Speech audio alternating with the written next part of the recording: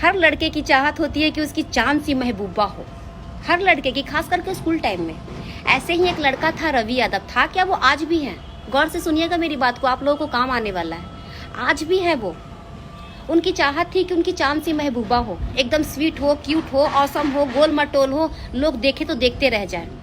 लेकिन कोई भी लड़की उनको भाव नहीं देती थी, कोई भी लड़की उनको लाइक नहीं करती थी, क्योंकि वो एकदम गरीब थे, बहुत गरीब थे। और गरीब के साथ साथ वो बदसूरत भी थे। और आज की डेट में लड़कियों को आपसे दो चीज़ चाहिए, या तो पैसा या तो शकल, वरना निकल। यार ये दिल दे के कोई किसी से प्यार नहीं करता, कोई भी नहीं। वही हाल रवि का था। किसी तरह स्कूल कंप्लीट किए, कॉलेज गए। कॉलेज में गए तो वहाँ भी बहुत सारी लड़कियाँ थी, लेकिन कोई भाव ना दे। रवि के सारे फ्रेंड की बहुत सारी गर्लफ्रेंड थी, सबके पास गर्लफ्रेंड है, लेकिन रवि के पास नहीं है। बेचारा भगवान को कहता, भगवान बस एक गर्लफ्रेंड दे दो, फिर आपसे कभी कुछ नहीं मांगूंगा, कुछ भी नहीं, एक गर्लफ्रेंड।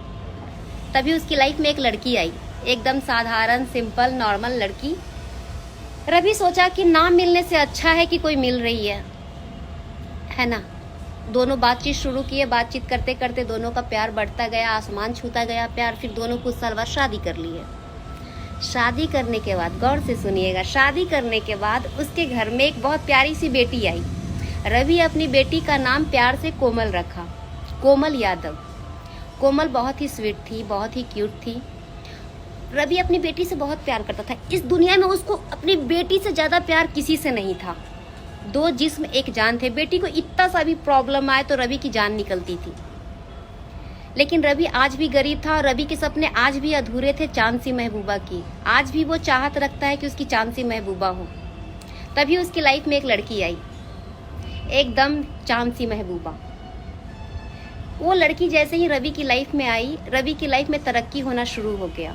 एकदम तरक्की होने लगा, धन दौलत शोहरत सब रवि को मिलने लगा। अब क्या, रवि को लगा कि यार मैं पैसा कमा रहा हूँ, तरक्की आ रहा है। तरक्की इतना आया कि रवि एकदम स्मार्ट हो गया, पैसे के दम पे एकदम स्मार्ट।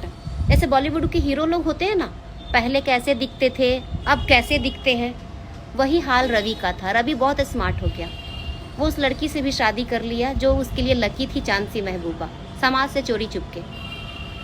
शादी करने के बाद रवि का लाइफ एकदम हैप्पी हो गया। अब क्या चाहिए? दो दो बीबी है, जान से प्यारी बेटी है, धन है, दौलत है, शोहरत है, और क्या। लेकिन इंसान की ज़रूरतें कभी ख़त्म नहीं होती। वो कहते ना, ये दिल मांगे मोर, वही हाल रवि का था। रवि को लगा कि पैसा आ रहा है तो कहीं ना कहीं लुटाया जाए, गवाया जाए। विनाश काल विपरीत बुद्धि, रवि का भी वही हाल था।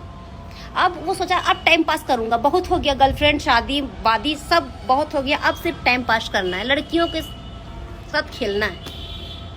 बंदा वही करना शुरू कर दिया। उसकी लाइफ में लड़कियां कोई भी आती, उसकी फीलिंग से खेलता, उसका दिल तोड़ता।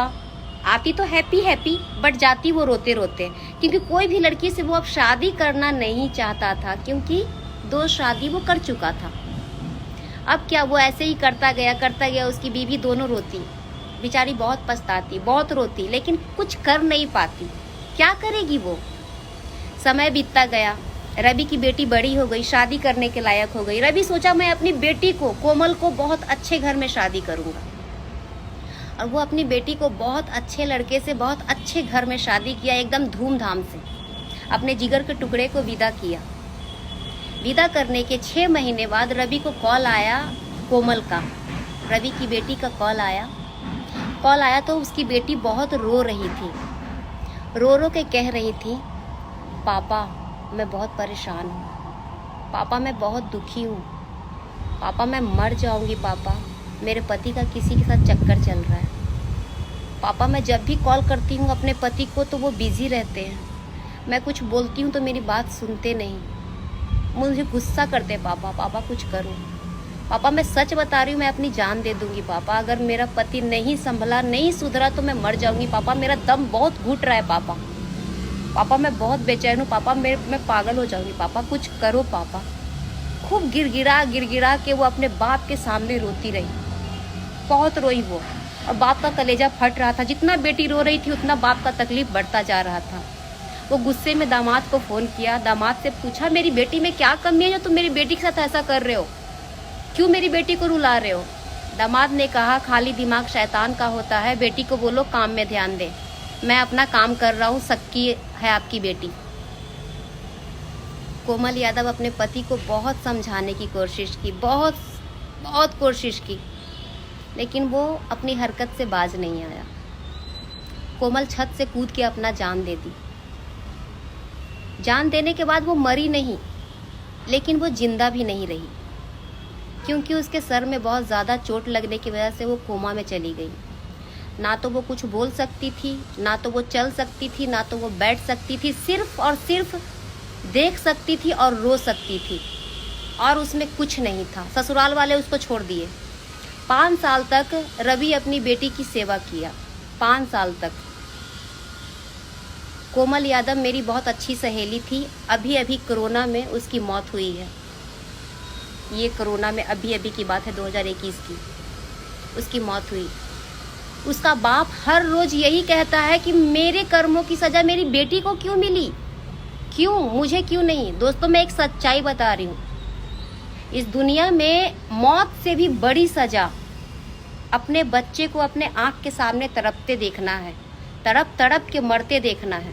उससे बड़ी सजा कुछ नहीं हो सकती दुनिया में। जिस तरह अच्छे कर्मों का फल तुरंत नहीं मिलता, ठीक उसी तरह बुरे कर्मों का फल भी तुरंत नहीं मिलता। एक बात बिल्कुल सच है, मैं बुजुर्गों से सुनी हूँ कि पास्ट एक बार फ्यूचर में लौट के जरूर आता है। तो किसी को तकलीफ उतना ही दीजिए जितना आप बाद में सह सकते हो, वरना तकलीफ किसी को मत दीजिए।